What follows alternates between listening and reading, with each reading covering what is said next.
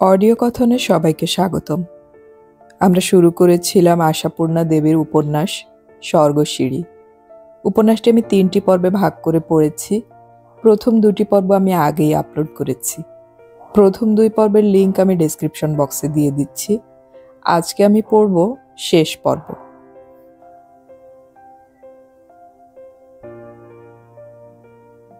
তিলুর মনে আছে, মানে তারপর অনেক দিন পর্যন্ত মনে ছিল। অহরহ কি যেন এক যন্ত্রণা কুরে কুরে খেয়েছিল তিলুকে। তিলু বুঝতে পারেনি কেন সেটা হচ্ছিল। ভয় তো ছিল উমাকে নিয়েই। উমার মনে তিলুর এই প্রত্যাখ্যানটা শেল হয়ে বাজবে ভেবে। উমার যখন সেসব কিছুই হলো না, উমাকে দেখে যখন বোঝা গেল শুধু একটা বিয়ে হওয়াতেই সে খুশি, তখন এই যন্ত্রণাটা আসে কোথা থেকে। কপিল বোস বলেছিল, আপনি একেবারে বুদ্ধু ত্রিলোকবাবু, সাইকোলজির কিচ্ছু বোঝেন না। হ্যাঁ, সেই যন্ত্রণার মাথায় কপিলকে ওসব বলে ফেলেছিল।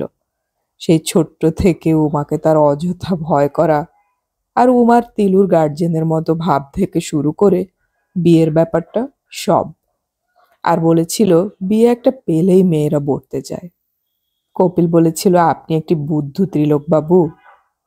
তারপর তিলু কপিলকে বলেছিল, আমাদের ওখানে আসবেন বলেছিলেন, এ পর্যন্ত আর হলো না, চলুন না। কপিল বলেছিল, না, আর উৎসাহ নেই। আপনার ওই উমাকেই একবার দেখার বড় বাসনা ছিল। কিন্তু এসব কতদিনের কথা, বোধ করে যুগ যুগান্তর আগের। তখন তিলুর কাঞ্চন বর্ণ রং ছিল, কালো পশমের মতো চুল ছিল, এক হারা গড়নের মধ্যেও মজবুত একটা বাঁধুনি ছিল। তখন তিলু একটা ছেলে মাত্র। এখনকার তিলুকে দেখলে সেই তিলুকে মনেই আনা যায় না। এখন যে দেখে সেই বলে, চেহারাটা কি করেছো, একেবারে যে বুড়ো হয়ে গেলে। তিলু হাসে। চেহারা সম্পর্কে তার কোনো মোহ নেই। অনেক চুল পেকে যাওয়ায় চুলগুলোর মধ্যে আঙুল চালিয়ে চালিয়ে বলে, আরে বুড়ো কি হলামই না, বয়স বাড়ছে না কমছে। এখন হাসতে পারে তিলু। এখন মনে এক উৎসাহের আশা। বাড়িটা এখন হাত দিতে পেরেছে তিলু। সামনের কোঠাটার ইটবালি সরিয়ে পুরনো ভিত খুঁজে বার করতে পারা গেছে এখন। কাজ এগোচ্ছে। কিন্তু সেদিন কি অবস্থায় ছিল মনের! উমার বিয়ের দিন নেমন্তন্ন খেতে যাবার পর্যন্ত অবস্থা থাকেনি তার। বুঝেছিল অন্তত কিছু কাজ টাজ করে দিয়ে না আসাটা আরো দৃষ্টিকটু হয়েছে। শরৎ চক্রবর্তী পড়শি তো বটে, কিন্তু কিছুতেই হাত পা ওঠেনি। সকাল থেকে অনবরত চোখে জল আসছিল, কথা কইতে গলার স্বর কেঁপে যাচ্ছিল। আর তিলুর ভাগ্যে সেদিনটা আবার রবিবারও ছিল ছাই। অন্যবার হলে অফিস চলে যেত, কিন্তু তাও হয়নি। সারাদিন ধরে শাঁখের আওয়াজ শুনতে হয়েছিল তাকে। উমার বিয়ের পর থেকে সত্যিকার যুদ্ধ শুরু হলো তিলুর। একটি পয়সা মা বাপ, কেউ ধার চাইতে এলে তখন মুখের ওপর বলতে পারল তিলু, টাকা নেই। টাকা কোথায়? বলার পর ভয়ানক একটা যন্ত্রণার অনুভূতিটাও ক্রমশ ভোঁতা হয়ে এলো। না পেয়ে আহত হয়ে যাওয়ায় চাওয়াটাও কমিয়ে দিল তারা। টিফিন বন্ধ করেও প্রথম প্রথম কম যন্ত্রণা হয়নি। খেতে না পাওয়ার জন্যে নয়, সে তো খানিকটা জল খেয়েও যা হোক করে ম্যানেজ করে নিচ্ছিল। যন্ত্রণা ছিল লজ্জার। টিফিনের সময় যে তিলু অফিসেই বসে থাকে, বেরিয়ে গিয়ে খায় না, বেয়ারাকে দিয়ে আনিয়েও নেয় না কিছু, এটা ঠিকই আর সকলের চোখে পড়ে যেত। আর সব বিষয়ে প্রশ্ন করত, কই ত্রিলোকবাবু, খেতে বেরোলেন না? প্রথম প্রথম খিদে নেই, আজকাল আর কেমন যেন হজমটা ভালো হচ্ছে না, এসব বলে কাটিয়ে দিচ্ছিল। কিন্তু মুচড়ে মুচড়ে ওঠা পেট নিয়ে খিদে নেই বলার অসহনীয়তা বেশি দিন আর মেজাজ ঠিক রাখতে দিল না। হঠাৎ একদিন ক্ষেপে উঠল তিলু। আর উঠল কার ওপর? না, কপিল বোসের ওপর। কিন্তু তখন তো আর জ্ঞান ছিল না তিলুর, তাই চিৎকার করে বলে উঠেছিল, আপনাদের এই পরের চরকায় তেল দেওয়াটা একটু কমান তো মশাই। আমি খাচ্ছি কি খাচ্ছি না, এ নিয়ে আপনাদের এত মাথা ব্যথা কেন? পরে অবশ্যই হঠাৎ মেজাজ খারাপ হয়ে ওঠার জন্য মাপ চেয়েছিল কপিলের কাছে, আর বলেও ফেলেছিল প্রকৃত কারণটা। কিন্তু সেদিন অফিস শুদ্ধ হা হয়ে গিয়েছিল ত্রিলোকেশ্বর ঘোষাল নামক চিরদিনের নিরীহ ছেলেটার এই রূঢ়তা দেখে। অবশ্য এখন আর কেউ ত্রিলোকেশ্বর ঘোষালের রূঢ়তা দেখে অবাক হয় না।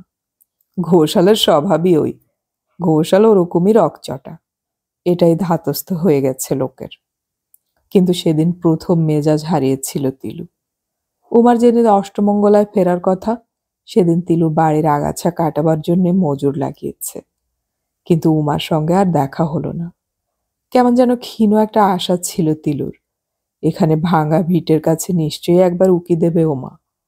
নতুন শাড়ি আর নতুন গহনায় ঝকমকিয়ে এসে দাঁড়িয়ে বলবে, কি তিলুদা, তাহলে সত্যি শুরু করলে? তবু ভালো। বিয়ে হয়ে যাওয়া উমাকে না জানি দেখতে কেমন হয়েছে, ভাবতে ভাবতে মজুরদের খাটাতে ভুলে গিয়েছিল তিলু। কিন্তু উমা আসেনি। আর আশ্চর্যের কথা, তারপর নাকি পুরো দুটো মাস উমা ছিল নিবারণপুরে, কিন্তু একদিনের জন্য তাকে চোখে দেখতে পায়নি তিলু। বিয়ে হয়ে যে হঠাৎ একেবারে হারেমের বেগম হয়ে যাবে, এ ধারণা ছিল না তিলুর। পাড়ার আরো সব বিয়ে হয়ে যাওয়া মেয়েকে তো দেখেছে তিলু, বিমল কাকারই মেয়েদের দেখেছে। বিয়ে হয়ে গিয়ে বাপের বাড়ি এসে বরং বেড়ানো চতুর্গুণ বাড়তে তাদের দেখেছে। বিয়ের আগে মায়ের সংসারে কাজের সাহায্য করার যে একটা দায়িত্ব ছিল, সেটাকে দিব্যি ঝেড়ে ফেলে দিয়ে নতুন গহনা পরে যেন আহ্লাদে ডগমগিয়ে পাড়া বেরিয়েছে তারা। এখনো তো সে দৃশ্য দেখতে পায় তিলু। এই নিবারণপুরের অনেক পরিবর্তন হয়েছে। এখন পুকুর ঘাটে এক বাসন মাজা ছাড়া আর কেউ কিছু করে না। যেখানে সেখানে টিউবওয়েল বসেছে, স্টেশনের ধারের বাড়িগুলোয় জলের কলও এসেছে।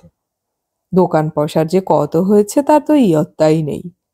ওইসব দোকানিদের তিলু চিনতেও পারে না। গিরিশ কুমোরের ওখানটায় এখন একটা চায়ের দোকান হয়েছে।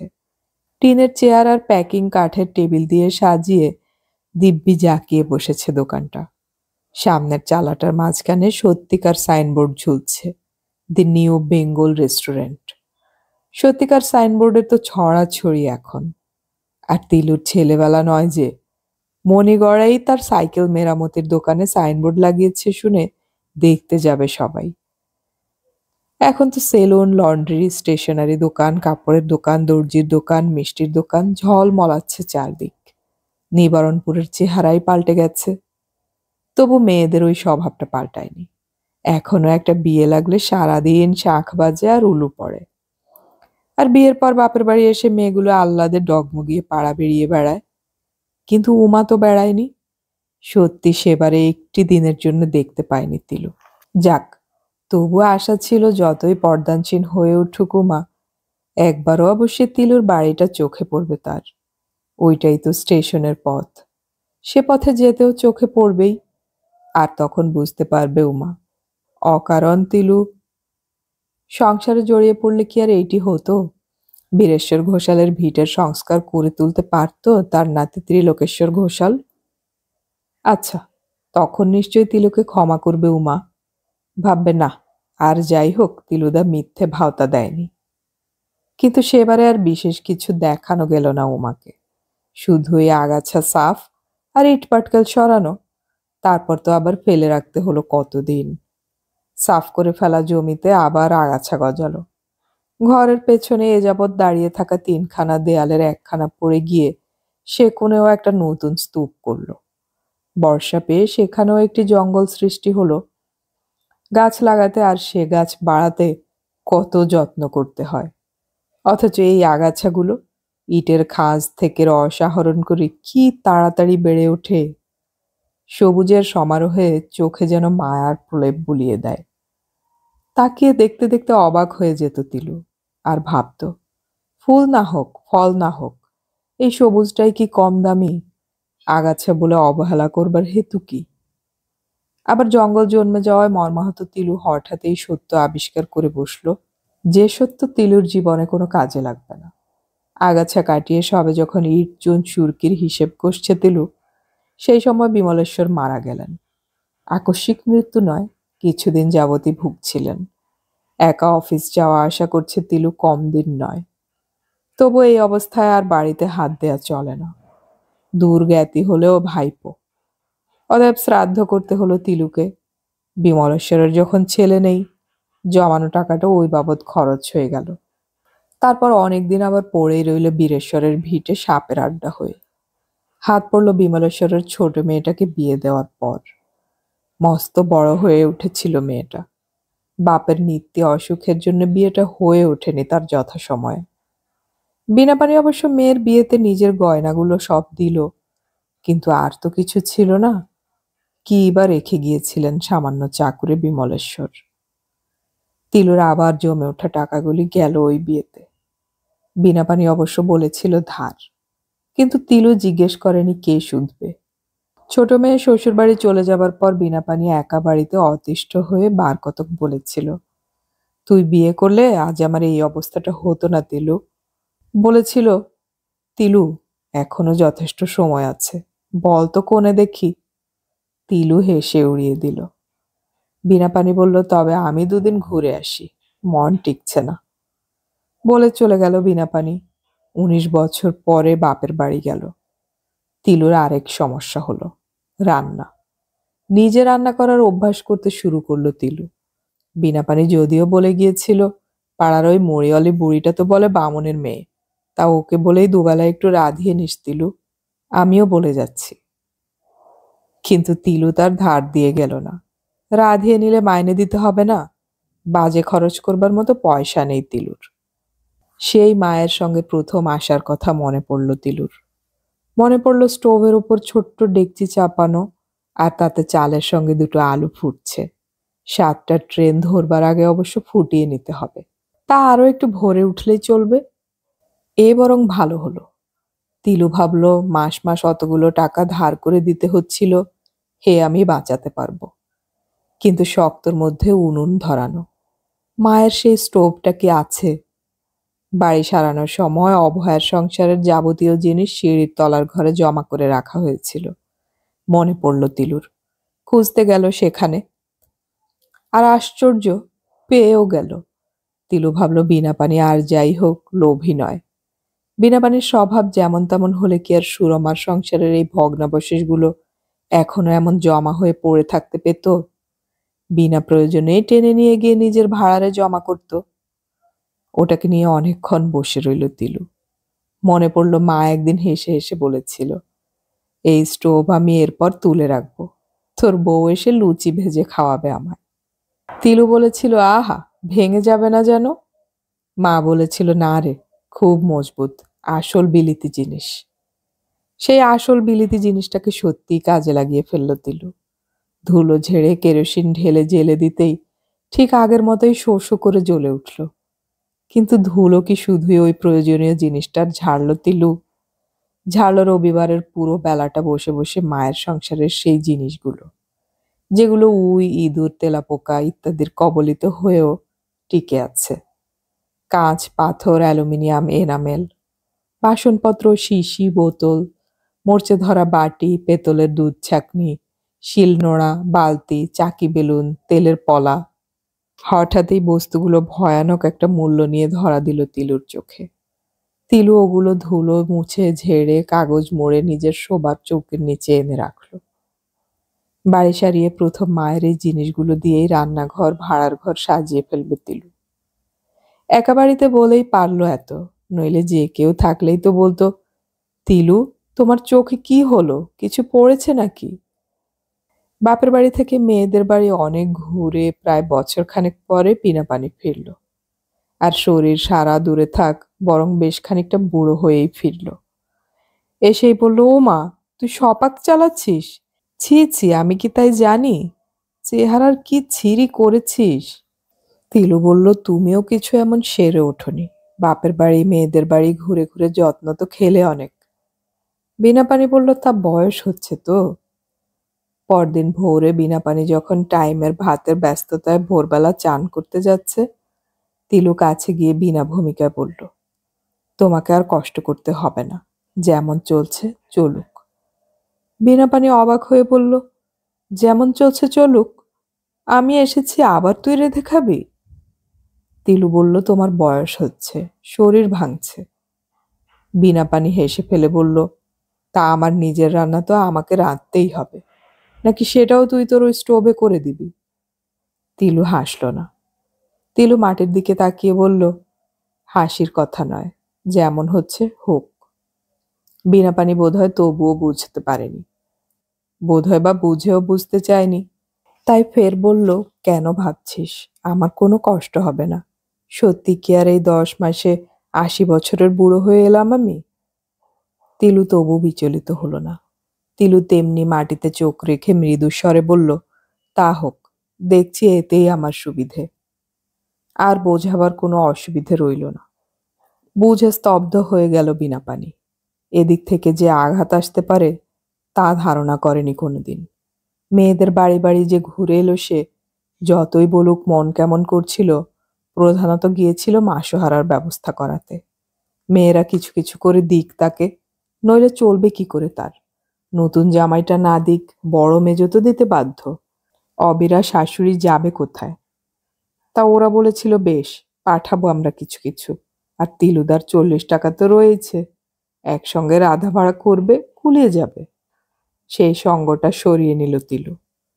ভয়ঙ্কর একটা আক্রোশে অনেকক্ষণ চুপ করে বসে রইল বিনাপানি। ভাবল, বেইমানের ঝাড়, চক্ষু লজ্জাহীন, নইলে আমার মুখের ওপর ওই কথা বলে। এতদিন যে দেশশুদ্ধ সকলের কাছে তিলুর প্রশংসা করে এসেছে, সে কথা ভুলে গিয়ে পাড়ায় বেরিয়ে তিলুর চক্ষু লজ্জাহীনতা আর ফিচলেমের নিন্দে করে বেড়ালো। আর সংকল্প ঘোষণা করল, এইবার বলবো তুমি পথ দেখো। চিরকাল আমার একখানা ঘর আগলে থাকবে কেন? ওই পাড়া বেড়াতে বেরিয়েই উমার সঙ্গে দেখা হলো। উমার মামির এখন তখন শুনে উমা এসেছে শ্বশুর বাড়ি থেকে। অনেক দিনের তামাদি কথা। উমা ঘটিত সবকিছু বিস্মৃত হয়ে ওর কাছেই আপসে পড়ল বিনাপানি। বলল, দেখ দেখ কাণ্ড। উমাও অবশ্য পুরনো কথা মনে রাখেনি, তাই বলল, দুর্মতি তো আগাগোড়া। সপাকে আলু সেদ্ধ ভাত খেয়ে খেয়ে চেহারা তো হয়েছে একখানা পোড়া কাঠ। গালগুলোকে যেন চড়িয়ে ভেঙে দিয়েছে। বিনাপানি ক্ষুব্ধ কণ্ঠে বলল, তাতে কি, পয়সা তো বাঁচল। উমা বলল, তা বটে, ওর তো এখন ওয়ান পাইস ফাদার মাদার, বাড়িতে মিস্ত্রি খাটছে যে। বিনা বলল, ওই বাড়ি ওর মনুষ্যত্ব খেলো। সেই বাল্যকাল থেকে মানুষ মনুষ্যত্বের ঠেলাতেই যে এতটা পিছিয়ে গেছে তিলু, এই চক্ষু লজ্জাহীনতার রুক্ষ প্রান্তরে এসে পড়েছে, সে কথা মনে পড়ল না বিনাপানির। তাই ওই কথাই বলল। তারপর কৌতূহলের বয়সে আর একটু হেঁটে গিয়ে উকি মেরে দেখলো তিলুর বাড়ির দেয়াল উঠছে। নতুন ইটের দেয়াল, সিমেন্টের গাঁথুনি। পাড়ায় পাড়ায় যদিও বলে এসেছিল বিনাপানি, আচ্ছা আমিও দেখব, কার্যক্ষেত্রে কিন্তু সেটা হয়ে উঠল না। রাগ করে তিলুকে পথ দেখতে বললে বিনাপানির অবস্থাও যে পথে বসা হয়। ওর বাড়িও তো ক্রমশ ভগ্ন দশায় যাচ্ছে। রান্নাঘর পড়ে গেছে, গোয়াল পড়ে গেছে, দালানের ছাতে বাঁশের ঠেকনো দেওয়া। এই ভাঙা বাড়িতে রাতে একা একা থাকাও তো সোজা নয়। যদিও তিলু রাত্রিরে মরার মতো ঘুমোয় এবং বাড়িতে ডাকাত পড়লেও সে ঘুম ভাঙার আশা কম, তবু তো একটা ব্যাটা ছেলে। অতএব উদ্বাস্তু হতে হলো না তিলুকে। কত কম খরচে একটা মানুষের জীবনযাত্রা নির্বাহ করা যায় তারই সূক্ষ্ম পরীক্ষা চালিয়ে যেতে লাগলো ক্রমশই। কপিল বোস এখন অন্য অফিসে চলে গেছে, সাক্ষাৎ বড় একটা হয় না। হঠাৎ একদিন দেখা হয়ে গেল রাস্তায়। অবাক হয়ে বলল, এখানে হেঁটে হেঁটে যাচ্ছেন কোথায়? তিলু বহুদিন পরে বন্ধুকে দেখে খুশি খুশি মুখে নন্দিত হাসি হাসল। যাচ্ছি আর কোথায়, হাওড়া স্টেশনে। হাওড়া স্টেশনে যাচ্ছেন হেঁটে হেঁটে? যাচ্ছি তো। কপিল বোস একবার ওর আপাদমস্তক চোখ বুলিয়ে নিয়ে দেখে বলল, রোজই যান তাই? তিলু আরেকবার লজ্জিত হেসে বলল, সকালে হয় না, অফিস টাইমে, এ বেলাটা চলে যাই বেড়াতে বেড়াতে। চলে যান বেড়াতে বেড়াতে অফিস থেকে? কপিল তীব্র স্বরে বলে উঠল, ট্রেন ধরেন কখন? ওই লাস্ট ট্রেনটাই হয়। মন্দ লাগে না ভাই, বেশ ভিড় কম থাকে। তা খানিকটা বিষ জোগাড় করতে পারলেই তো আপনার এই মৃত্যুর সাধনা সহজে এগিয়ে যেত মশাই। এমন তিল তিল করে এগোবার দরকারই ছিল না। তিলু বলল, সত্যি বলছি, আমার এমন কিছু কষ্ট হয় না। কপিল বোস দেখল কথা বলতেই কষ্ট হচ্ছে তিলুর। দেখে বন্ধুর কাঠিন্যে বলল, কষ্ট হয় না সে তো চেহারা দেখেই মালুম হচ্ছে। জীবনটা যে কিভাবে বরবাদ দিলেন মশাই, তাই ভেবে অবাক হই। বিয়ে থা তো করেননি?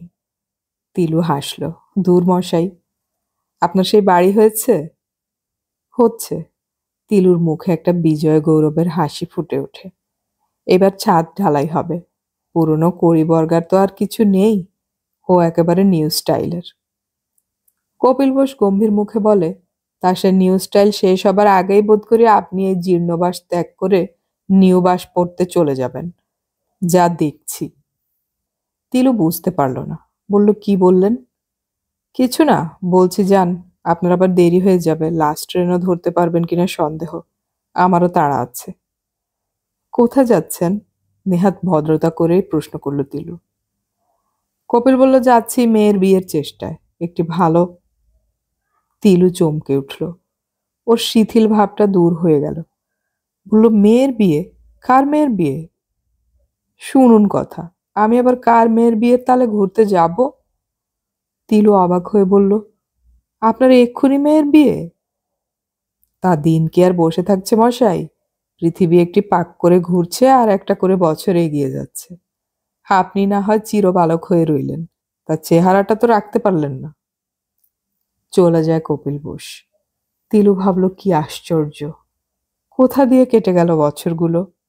কপিল বোস তো তারই বয়সী। তারপর হঠাৎ মনে হলো, কিন্তু চেহারাটা রেখেছে অদ্ভুত। মেয়ের বিয়ে দিতে না বসে নিজেই যদি বিয়ে করতে চাইতো, বেমানান লাগতো না। কি করে রইল অমন তাজা? বয়স কি তার ভার চাপাবার সময় সবাইকে তাকিয়ে দেখে না? চুলগুলো অত কালো থাকলো কি করে? তিলুর তো বেশিরভাগ ধূসর হয়ে এসেছে। পা চালিয়ে চলতে হলো, ট্রেনে উঠে হাঁপ ধরছে।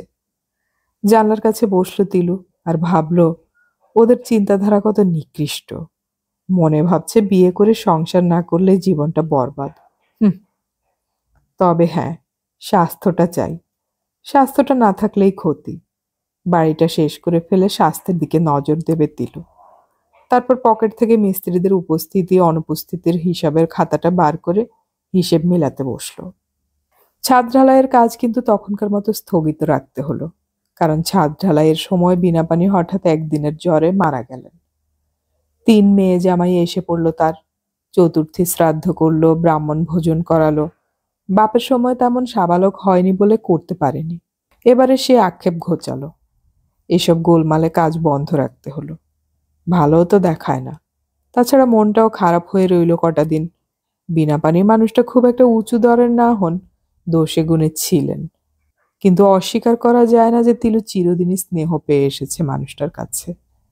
শেষের দিকে তিলুই ব্যবহার খারাপ করে ফেলে স্নেহটা হারালো। তবু মুখের ওপর কটু কথা কোনোদিন বলেননি তিলুকে। তারপর তিলুর মনে হলো অন্যায়টা খুবই করা হয়েছে। ভাতের টাকার বাড়তিটাই মনে পড়ল তিলুর। মনে পড়ল না চিরদিন কিভাবে বিনা ভাড়ায় বাস করে এলো। ঘর যেমনই হোক, ছাতের নিচের আশ্রয় তো। যে ছাদ এখন পর্যন্ত তৈরি করতে পারল না তিলু। মনের অশান্তিতেই কাজ বন্ধ হয়ে গেল কদিন। তারপর আর এক অশান্তি এলো। ভাঙাচোরা যাই হোক, এও একটা মস্ত বাড়ি, জমি জায়গাও আছে অনেকটা। তার মালিক হলো এখন বিনাপানির 3 মেয়ে। তারা বলল, কে আবার আসছে এই নিবারণপুরে, ও একেবারে বেচে ফয়সালা মিটিয়ে দিয়ে যায়। তিলু অবাক হয়ে বলল, বেচে দেবে?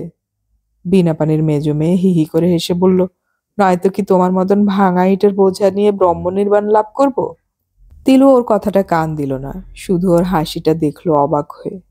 আর ভাবতে চেষ্টা করলো মা মারা যাবার কদিন পরে হেসেছিল তিলু, কিন্তু কোনো দিনই কি তিলু হেসেছে?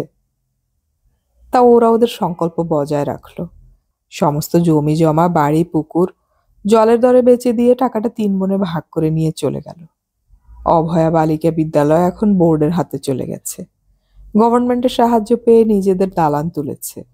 কাজে ওদিকে কোনো অসুবিধে রইল না। এখন অসুবিধে তিলুকে নিয়ে। যে কিনেছে সে বলল, ত্রিলোকেশ্বর বাবু, যে কদিন কোনো ব্যবস্থা করতে না পারছেন থাকুন। তিলু বলল, না না, ঠিক আছে। স্টেশনের কাছে একটা মুদির দোকানের সঙ্গে বন্দোবস্ত করেছিল, সেটাই পাকা করে এলো। পিছনের দিকে একটা ঘর আছে ওদের, বেশি মাল এসে পড়লে থাকে। সেই ঘরেই একটা চৌকি বিছিয়ে। মিস্ত্রি খাটানোর পক্ষে একটু দূর পড়বে, কিন্তু সে তো সপ্তাহে একটা দিনই ছুটি। তেমনি নিত্য অফিস যেতে সুবিধে। ঘরটা একটা দরজা বই, আর কিচ্ছু নেই। তা কি আর করা যাবে, 1.5 টাকা ভাড়ায় কে আর রাজবাড়ির ঘর দেবে। তিলুর নিজের তো রাজবাড়ির মতন বাড়ি হচ্ছে, 4খানা বড় বড় ঘর, এদিকে ওদিকে দালান, নাইবার জায়গা, ইদারা, রান্নাঘর, ভাড়ার ঘর, দেয়াল গাঁথা হয়ে গেছে। ছাদ ঢালাইটা হয়ে গেলে আর কদিন। রাত্রে চাল ডাল মশলার গন্ধে দম আটকে আসে। বড় বড় ইঁদুর ঘরময় ছুটোছুটি করে বেড়ায়, আর তিলু সেই ঘরে শুয়ে শুয়ে হিসেব কষে ছাদ ঢালাই করতেই তার হাতের সব টাকা ফুরিয়ে যাবে কিনা। গেলে আবার কিছুদিন কাজ বন্ধ না দিয়ে উপায় নেই, তা বন্ধ দিতেই হলো, কারণ ছাদ ঢালাইয়ের পরেই অসুখে পড়ল তিলু। আর সেই সময় শুনলো উমা বিধবা হয়ে ফের মামার বাড়ি ফিরে এসেছে। জ্বরের ঘোরে তিলু ঠিক বুঝতে পারল না তার আনন্দ হচ্ছে না দুঃখ হচ্ছে। উমা বিধবা হলো, এতে তো ভয়ানক একটা দুঃখ হবারই কথা, অথচ উমা চিরকালের মতো নিবারণপুরে এসে গেল, এ ভেবেও যেন খুব একটা আহ্লাদ। জ্বরের ঘোরে মনে হতে লাগলো তিলুর কারা যেন সব ঘরে এসেছে, কথা কইছে, তিলুকে নিয়ে যেতে চাইছে। কে ওরা? উমাও রয়েছে না? কিন্তু এ আবার কি ধরনের উমা? যখন জ্ঞান হলো দেখলো কিছুই না। মুদির ছেলেটা বলল, কাল খুব জোর জ্বর এসেছিল আপনার, ভুল বকছিলেন, আপনার নিজের লোকদের কাছে গিয়ে থাকা উচিত। তিলু বলল, নিজের লোক বলতে তো কিছু নেই আমার।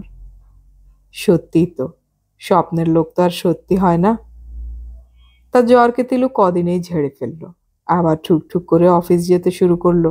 তবে বিকেলে সেই হেঁটে স্টেশনে আসাটা বন্ধ করতে হলো, পা চলতে চায় না। তিলু ভাবলো দরজা জানালাগুলো বসে গেলেই সে আবার টিফিন খেতে শুরু করবে, বালির কাজ, চুনকামের কাজ হয়েই যাবে আস্তে আস্তে। খড়খড়িদার জানালা আর হলো না, বড্ড দাম চেয়ে বসে। পাল্লার জানালাই হলো, তবে মজবুত কাঠের। সেই জানালা বসানোই তদারক করছে একদিন, হঠাৎ পেছনে একটা হাসির শব্দে স্থির হয়ে গেল তিলু। উমা এসে দাঁড়িয়েছে, মুখে কাপড় দিয়ে হাসছে। বাবা তিলুদা, খুব একখানা খোলতাই হয়েছে তো। বিয়ের পর উমাকে এই প্রথম দেখল তিলু, একেবারে থান পরা শুধু হাত, আড়ষ্ট হয়ে তাকিয়ে থাকলো, কিন্তু উমার হাসি কমল না। বলল, না না, তোমার রাজপ্রাসাদের খোলতাইয়ের কথা বলছি না, সে তুমি নিজে দেখো বসে বসে, আমি হা করে তোমাকে দেখছি দেখছি আর মোহিত হচ্ছি। তবু কথা কইতে পারল না তিলু, তাকিয়েই থাকলো। উমা জুত করে কখানা উঁচু করে রাখা ইটের উপর বসে বলল, বাকশক্তি লোপ পেল নাকি? এইবার কথা বলল তিলু, বলল, পাচ্ছে। কেন? তোমায় দেখে। কি, আমার দুঃখে? তা দুঃখের কি কিছুই নেই? আমার মামি কি বলে জানো? ছুঁচকে দেখে চালুনি বলে, তোর দুঃখে বাঁচি না। তোমার হলো তাই। তা মাথায় খানিক মিস্ত্রির চুনের গোলা পড়েছে, না ভগবানের রং? তিলু হাতের ছাতাটা মোড়ে তার উপর ভর দিয়ে ঝুঁকে কথা বলছিল। হাফ শার্টের চওড়া হাতা থেকে তার দড়ি পাকানো শীর্ণ হাত দুখানা বেরিয়ে এসে ছাতার মাথাটাকে এমনভাবে চেপে ধরেছে যে যেন ওইটাই তিলুর অবলম্বন। উমার কথায় তিলু ঝেঁজে উঠে বলল, তা বয়স কি হচ্ছে না? উমা সে ছেলেবেলার মতোই হিহি করে হেসে বলে, সেটা কি একা তোমারই হচ্ছে তিলুদা? চেহারা নিয়ে ধুয়ে জল খাবো না? তা বটে, উমা গম্ভীরভাবে বলে। টিভিটা ধরেছে কতদিন? তার মানে? মানে ধরেছে সে তো দেখতেই পাচ্ছি, কতদিন তাই শুধুচ্ছি। বাজে বকিস নে, খুব ভালো আছি আমি। তিলু যেন উমার ভালো থাকাকে টেক্কা দেয়। ভালো থাকলেই ভালো। শুনতে পাচ্ছি নাকি স্টেশনের ধারে কোনো মুদির দোকানে আড্ডা গেড়েছ? তা একটা কোথাও তো গাড়তে হবে। হ্যাঁ, সপাকের শুদ্ধাচারী চালিয়ে যাচ্ছ বোধ হয়। তুই কি আজ আমার সঙ্গে ঝগড়া করতে এলি? বলল তিলু, অথচ মুগ্ধ বিস্ময়ে তাকিয়েই বলল, সত্যি ঠিক কথাই বলেছে উমা। বলেছিল কপিলও, বছরগুলো যেন বিশেষ করে তিলুর ওপর রোলার চালিয়ে গেছে। উমা কি অদ্ভুত একরকম আছে। বরং সেই একদিন কোরা লাল পাড় শাড়ি পরা উমাকে দেখে সমীহ হয়েছিল। তুমি বলেছিল, আজ আবার তুইটাই মুখে আসছে। উমা বলে, ঝগড়া করতে আর পারলাম কই, নইলে তো বলতে পারতাম তুমি আমার বিধবা হবার কারণ। তিলুর হাত থেকে ছাতাটা ছিটকে বেরিয়ে গেল। তিলুও ছিটকে উঠল। তার মানে? মানে অতি সোজা, তোমার সঙ্গে বিয়ে হলে বিধবা হতাম না। তিলু চমকে বলল, উমা, তুই না হিন্দুর মেয়ে? উমা হেসে গড়িয়ে পড়ল, বলল, ওমা তাই তো, সত্যি একেবারেই ভুলে গেছি। যাকে বাজে কথা। বলি তিলুদা, একেবারে যত বড় অট্টালিকা ঠাকুরদার ছিল তত বড়টায় হাত না দিয়ে সামনেরটা চৌরস করে খোলা রেখে ছোট করে দুখানা ঘর করলে তো এতদিনে বাস করে বাঁচতে। চমৎকার, তাতে কি সার্থক হলো? তিলু এবার অনুকম্পার হাসি হাসে, তারপর বলে, তোর ছেলে মেয়ে আসেনি? দ্বিধাজড়িত স্বরেই বলে, কারণ জানা নেই কতগুলো ছেলে মেয়ে উমার। উমা গম্ভীর হয়ে যায়, বলে, তিলুদা বড্ড হেরে গেলে। তুমি কোন দিন কি দিয়ে ভাত খাও সে খবরটি পর্যন্ত আমার নখদর্পণে। আর তুমি আমার একটা খবরও রাখো না। ছেলে মেয়ে মূলে মা রাধে না, তার তপ্ত আর পান্ত নেই, থাকবে কোত্থেকে? হয়ইনি। বলেই আবার মুখে কাপড় দিয়ে হেসে উঠে উমা। মামা যে দেখে শুনে এক জোর সাধুর সঙ্গে বিয়ে দিয়েছিলেন, পরনে রক্তাম্বর, গাঁজায় দম। এত হাসি, এত হাসি কোথা থেকে আসে উমার?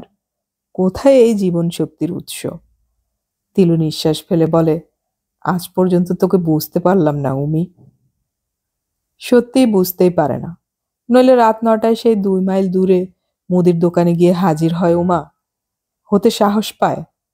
বুঝলাম না হয় আবার তিলু জ্বরে পড়েছে, কিন্তু কেউ জ্বরে পড়েছে আর একা পড়ে ছটফটাচ্ছে বললেই তো সামাজিক নিয়ম কানুনগুলো উল্টে পাল্টে দেওয়া চলে না। কিন্তু উমা দেবে, উমা দেখতে আসবে, বকতে আসবে, সাবু বার্লি নিয়ে আসবে। তিলু বলে, উমা তুমি এভাবে এসো না, লোকে কি বলবে? উমা বলে, লোকে কি বলবে এ কথা তুমি কোনোদিন ভাবলে তিলুদা? তিলু অবাক হয়ে বলে, ভাবিনি? না, জানোই না লোকে তোমায় কি বলে? জানি, বোকা বলে। শুধু বোকা? বলে গাধা, বুদ্ধু, মুখ্যু, বলে কঞ্জুসের হাড়, বলে দুর্মুখ, চোখের চামড়াহীন। এত কথা বলে?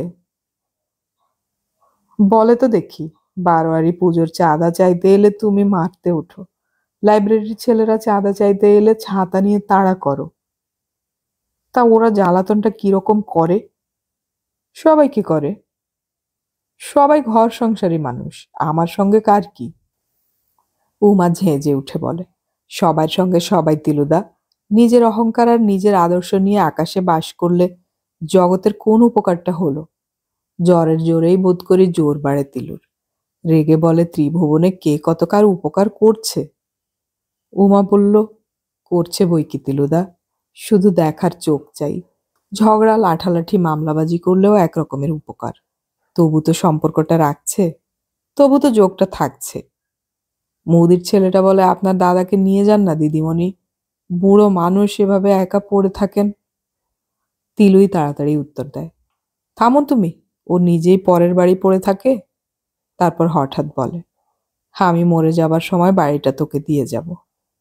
উমা দাঁড়িয়ে উঠে বলে, আমার অত রাখবার জায়গা নেই। ও বাচ্চা, দেখো বুড়োবাবুর আবার যদি বেশি জ্বর আসে খবর দিও। কিন্তু বেশি জ্বর হলে তিলুর চলবে কেন? তিলুর বাড়ির মেঝে তৈরি যে এখনো বাকি, যেখানে পা রাখবে, যার ওপর পায়ের ভর করে দাঁড়াবে। হয়ে গেছে আর সব, বাকি শুধু ওই মেঝে আর জানালা দরজার রং। তবু যা হয়েছে তাতেই লোকে অবাক হচ্ছে, বলছে শেষ পর্যন্ত করে তুললো, কিন্তু ভোগ আর করবে কবে? যা হাল হয়েছে। তা সেইবার কজন বলে? আগের লোক তো সবই আস্তে আস্তে পৃথিবী থেকে বিদায় নিচ্ছে। এখন যারা এই নিবারণপুরটাকে চষে বেড়াচ্ছে, তারা তো জ্ঞানাবধি ওই ভাড়া বাঁধা দেখেছে, আগেকার আগাছার জঞ্জাল ইটের স্তূপ দেখেনি। তা ওরই মধ্যে একটা ঘোড়েল ছেলে তালে আছে। ত্রিলোকেশ্বর বুড়োর বাড়িটা সাঙ্গ হলে বাইরের দিকের একখানা ঘর প্রার্থনা করবে লাইব্রেরির জন্য। সত্যি দেবে নাই বা কেন? কে আছে বুড়োর? ত্রিলোকেশ্বর তো ত্রিলোক শূন্য, কিন্তু বুড়োকে ধরা যাচ্ছে না। ওরা বলে, যা হুঁপো রুগীর মতো চেহারা, কোন দিন না টেসে যায়। তারপর কে না কেউ আরিশানে এসে জেকে বসবে, দেবে না। সূর্যের চেয়ে তপ্তবালির গরম বেশি। একটা ছেলে বলে, ধরলেই বা কি, যা খেকি, কথা বলতে গেলেই খিচিয়ে আসে। তা সেই অবস্থাই হয়েছে তিলুর। উমাকেও খিচিয়ে ওঠে, বলে আমার ভালো করবার দরকার নেই কারোর, তোকে যখন তখন 3 পাড়া ভেঙে আসতে হবে না, বুড়ো বয়সে মুখ ডোবাবি আমার। বলে মেঝেগুলো জল বেঁধেছে, জল ছাড়লেই একটা ভালো দিন দেখে চলে যাব, তখন করিস দেখাশোনা। আর করবি বা কেন? আমি একটা নিষ্পর। মামা মামি রাগ করে না? উমা একটু বাঁকা হাসি হাসে। মামা মামি আশায় আছে, তাই কিছু বলে না। কিসের আশায়? আহা, তোমার সেবাটা যত্নটা করলে বাড়িখানা যদি আমার নামে লিখে দিয়ে যাও। তিলু তীব্র স্বরে বলে, তা তোর তো রাখবার জায়গাই নেই। আহা, আমার না হয় নেই, ওদের তো জায়গার অভাব নেই। বুঝেছি, সবাই আমার মরণ টাকছে, দেখিস সবাইয়ের আশায় ছাই দিয়ে দিব্যি টিকে যাব। এরকম তিরিক্ষি কথাই হয়েছে আজকাল তিলুর। হয়তো স্নায়ুশিরা হাড় মজ্জা সবাইয়ের সব রস নিংড়ে বার করে নিয়ে একেবারে ছিবড়ে সার করে ফেলেছে বলেই। মেঝের বাঁধা জল ছাড়া হয়েছে, দেয়ালে রঙের ছোপ, জানলা দরজায় রঙের আস্তর পড়েছে। নিবারণপুরের নাম করা পুরুত মণি ভট্টাচার্যের কাছে গিয়ে দাঁড়ালো তিলু। একটা শুভ দিন দেখে দিন ঠাকুরমশাই। কিসের, কন্যার বিবাহ? আগে না না, আমার চেনেন না আপনি? আমি ত্রিলোকেশ্বর ঘোষাল, বীরেশ্বর ঘোষাল। ও হো হো, তুমি তো ভাঙা ভিটায় বাড়ি তুলছিলে, তা কি করবে, ভাড়া দেবে? আজকাল তো ওইসব বাস্তুহারাদের কল্যাণে বাড়ি আর কারোর পড়ে থাকছে না। তোমার ও বাড়ি। তিলু অসহিষ্ণুভাবে বলে ওঠে, ওসব কথা থাক, গৃহপ্রবেশের দিন একটা দেখে দিন। আচ্ছা আচ্ছা, দিচ্ছি দিচ্ছি। আচ্ছা রকচটা তো তুমি, হে। সামনের সোমবারের দিন পাচ্ছি, বললেন ভট্টাচার্য। সোমবার? তিলু ভাবল ভালোই হলো, আগের দিন ছুটি আছে। কিন্তু এই একটা জ্বর বড় দিক করছে, রোজ জ্বর আসছে। একবার বাড়িটায় গিয়ে পড়তে পারলে হয়, আগে শরীরটার ব্যবস্থা। মিস্ত্রির ধার শোধ হয়ে গেলে তিলু তো রাজা। তা ধার তিলু রাখছে না, ধার রাখবে না বলেই তো এত দেরি করে করে কাজ চলল। বাড়ি শেষ হলেই ধার শেষ। তারপর আছে তিলু, আর আছে মাসে 300 খানি করে টাকা। মাইনে তো বেড়েছে, কম নয়, কিন্তু সেই বাড়াটা চোখে দেখতে পায়নি কোনোদিন, এইবার দেখতে পাবে। একটা মাত্র মানুষ, 300 টাকা, রীতিমতো চিকিৎসা করাবে তিলু এই জ্বরটার। ফল টল খাবে, 2-একটা গরু পুষলে মন্দ হয় না, খাঁটি দুধটায় ভাঙা শরীরটা গড়বে। তাই এই সমস্তই করতে পারা যাবে আসছে মাস থেকে। রান্নার জন্য একটা লোকের ব্যবস্থাও করতে হবে, ভাড়াটা আর রান্নাঘরটা। তিলুর শীর্ণ মুখে একটু মিষ্টি হাসি ফুটে ওঠে। হুমি পোড়ার মুখিটাকে দিয়েই গুছিয়ে নিতে হবে। বলবো তোরই তো এসব করবার কথা ছিল, পাকে চক্রে হলো না, তাই যাক, একবার গুছিয়ে দিয়ে যা। মায়ের ধরুন সেই সব শিশি, বোতল, বয়ম, কাঁচ পাথর, অ্যালুমিনিয়াম, এনামেল, চাকি, বেলুন, বাটি, কাটারি বুকে করে বয়ে এনে রেখে দিয়েছে তিলু, নতুন সংসারের পত্তন করবে বলে। বিমল কাকার মেয়েরা দেখে হেসেছিল, বলেছিল, ও তিলুদা, ওসব ভাঙা পচা নিয়ে কি হবে, 10টা টাকা খরচা করলেই তো তোমার ওসব নতুন হবে, কাঁসা নয়, পেতল নয়। তিলু বলেছিল 4 আনা পয়সা খরচ করলেই তো একখানা লক্ষ্মীর পট কেনা যায়। তবে ময়লা ধোয়া ভরা পটখানা পুজোর চৌকিতে বসিয়ে রাখে কেন লোকে বলতো? সেই লক্ষ্মীর পট সদৃশ জিনিসগুলো দেখে উমা কি হাসবে? না, উমা কখনো হাসবে না। উমা বুঝবে, উমা মাকে ভালোবাসতো। তিলু একটা নিঃশ্বাস ফেলে। সেই বাড়িই হলো, পাড়া উজ্জ্বল বাড়ি হলো, যে যায় সেই তাকিয়ে যায়। এই বাড়িতে যদি মা থাকতেন, আর আর যদি, আচ্ছা তিলুও তো হিন্দুর ছেলে, এসব অসঙ্গত কথাগুলো আজকাল কেবলই মনে কেন আসে? ওই বাড়ির শূন্য ঘর দালানগুলো কি দিয়ে ভরাবে তিলু? কত আসবাব কিনবে? কিন্তু না, আসবাবের কথা আগে নয়, আগে স্বাস্থ্যের কথা। স্বাস্থ্যটা একটু ভালো করে ফেলে একদিন কপিল বোসকে নেমন্তন্ন করে আনবে। বলবে, হ্যাঁ ভাই, বাড়িটা শেষ হলো, বেগ একটু পেয়েছি, কিছু তো ছিল না, বরং ভাঙা স্তূপ সরাতে মজুর খরচা হলো ডবল। যাক, এবার তোমরা বন্ধু বান্ধবরা মাঝে মাঝে বেড়াতে এসো, তবেই সার্থক। ভেবে ভেবে আর কোনো ঘটনা খুঁজে পায়নি তিলু বাড়ি সার্থক হবার। যাক, তিলু তো সার্থক হতে পেরেছে। মাকে বলে মনে মনে, মা, তোমার তিলু লেখাপড়া শিখে মস্ত একটা কেষ্টবিষ্টু হতে পারেনি, কিন্তু তোমার কথা রেখেছে। বলে, কিন্তু হঠাৎ অনুভব করে বসে তিলু যে ভয়ঙ্কর একটা সুখের আশায় তিল তিল করে নিজেকে ক্ষয় করেছে তিলু, সেই সুখটা যেন নেই। কোথায় গেল? এত বড় নিরেট সারালো একটা বস্তু তিলুর হাতের মুঠোয় এসে গেল, অথচ সেই অদৃশ্য সুখটুকু কোথায় হারিয়ে গেল? কখন পালিয়ে গেল মুঠোর মধ্য থেকে? তাই মার কাছে নিবেদনের মন্ত্র উচ্চারণ করতে গিয়ে তিলু যেন কোনো আবেগ অনুভব করল না। ওই বাড়ির এলাকাতেই দেখা হয়ে যায়। কাছেই টিউবওয়েলে খাবার জল নিতে আসে উমা। হাত নেড়ে ডাকে তিলু, বলে, গৃহপ্রবেশের পুজোর গোছটা করে দিতে পারবি? উমা এই কঙ্কালখানার দিকে তাকিয়ে হাসতে ভুলে যাচ্ছিল, তবু হেসে বলে, কেন, কি দায়? আমায় নিয়ে তো আর গৃহপ্রবেশ করছো না? না, তোর কথাবার্তা যদি কিছুও মানুষের মতো হয়ে থাকে। শোন, আজ সব কিনে কেটে রাখবো, তুই শুধু সকালবেলা একবার চান করে এসে। হঠাৎ তিলুর নতুন বাড়ির সামনের সিঁড়িতে বসে পড়ে উমা। রুদ্ধ কণ্ঠে বলে ওঠে, তোমার শরীরে কি মায়া দয়া বলে কিছু নেই তিলুদা? মুদির দোকানের চালার নিচে কাটানো দুর্ভোগ আজকেই শেষ। অত বড় একখানা বাড়ির মালিক যে তার 1.5 টাকার ঘরের ভাড়াটে হয়ে আছে, এ এক অবাক লাগছে লোকটার। আগে অত জানতো না, এখন জেনেছে, তোয়াজ করছে। বলে, ঠাকুর মশাই, আজকে গরিবের বাড়িতে একটু সেবা করতে হবে, কাল চলে যাচ্ছেন।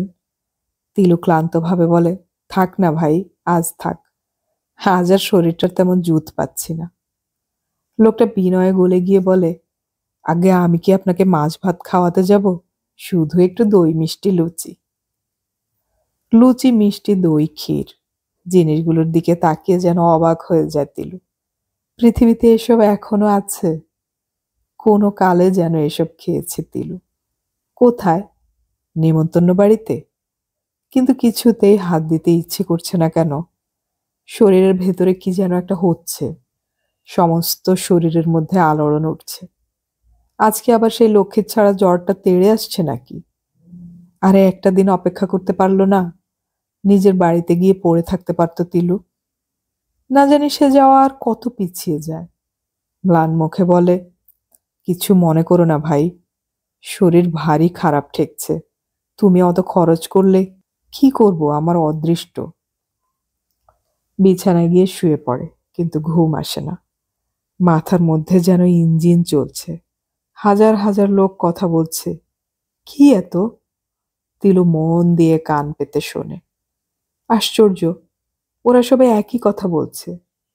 বলছে, তোমার শরীরে কি মায়া দয়া বলে কিছু নেই তিলুদা? তোমার শরীরে কি মায়া দয়া বলে কিছু নেই তিলুদা? ও, আরো একটা কথা বলছে, চির দুঃখের অনলে ফেলে রেখেও আশা মেটেনি, সতীনের অভিষেকটাও আমাকে দিয়েই করিয়ে নিতে চাও? চির দুঃখের অনল? চির দুঃখের অনল মানে কি? তিলু চিরদিন কোথায় ছিল? সেই অনলটাই বা কোথায় ছিল? তিলুর মা কি স্বর্গ থেকে দেখে তিলুকে আশীর্বাদ করেছে, বলেছে, বেশ করেছিস তিলু, তুই না খেয়ে পয়সা বাঁচিয়ে? বলেছে, 3 মাইল রাস্তা হেঁটে রোজ ট্রেন ধরেছিস তুই তিলু, বাহাদুর ছেলে। বলেছে, অসুখ করলে ওষুধ খেয়ে যে বাজে খরচ করিসনি, এ তুই খুব ভালো করেছিস তিলু।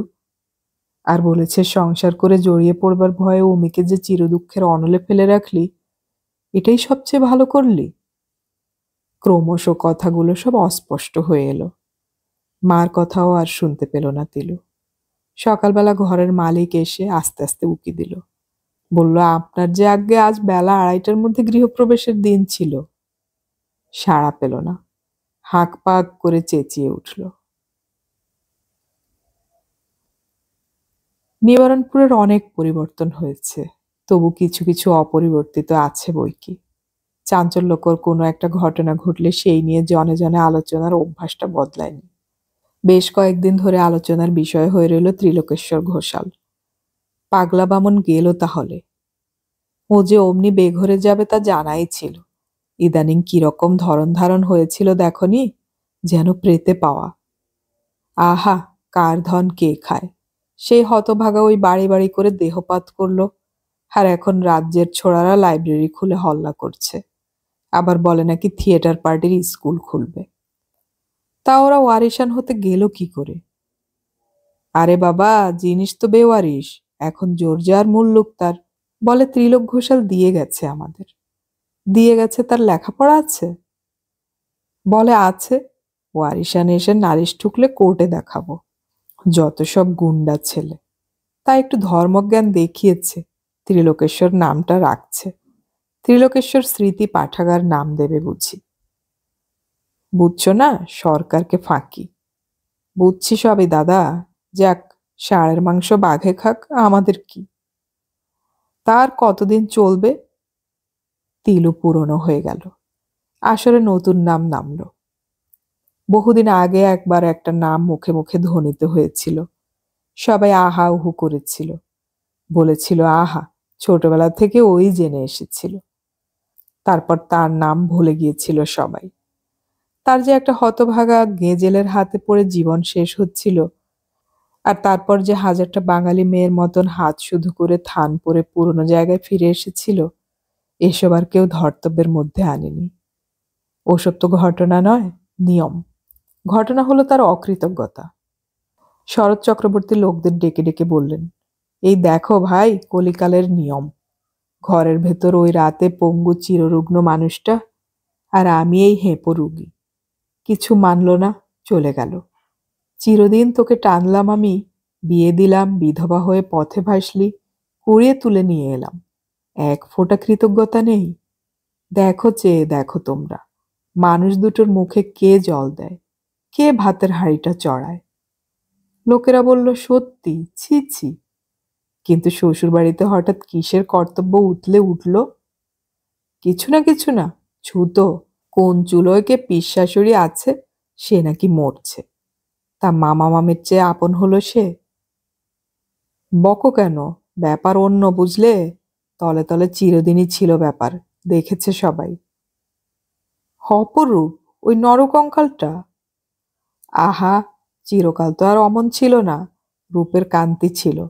আর যাই হোক না, কথাতেই আছে, যার সঙ্গে যার মজে মন। কানহীন বৃন্দাবনে আর টিকতে পারলেন না গো। তা বয়স তো অনেক হলো, এখনো নাটক নভেল? ওই তো। অবশ্যই এসব কথাও চুলোয় গেল দুদিন পরে। অনেক বেশি রোমাঞ্চ দেখা দিয়েছে তখন নিবারণপুরে। ত্রিলোকেশ্বর স্মৃতি পাঠাগারের উদ্বোধন উপলক্ষে নাটকাভিনয় হচ্ছে ওখানে। রিহার্সালের চোটে পাড়া মাত হয়ে রইল কতদিন। তারপর গ্রাম ঝেঁটিয়ে সবাই রানা প্রতাপ দেখতে এলো লাইব্রেরি হলে। প্রকাণ্ড বড় দালান, বসবার জায়গার অকুলান হলো না। নাটকও জমল খুব। ফেরার সময় সবাই মুখ মুখরিত করতে করতে বলল অভিনয়ের গুণপনার কথা। আর এও বলল, যাক, সার্থক বাড়িখানা করে গেল বটে ত্রিলোক ঘোষাল। এ যুগের এরা সবাই ত্রিলোক ঘোষালই বলে। তিলু নামটা ব্যবহার কেউ করে না, জানেও না অনেকে।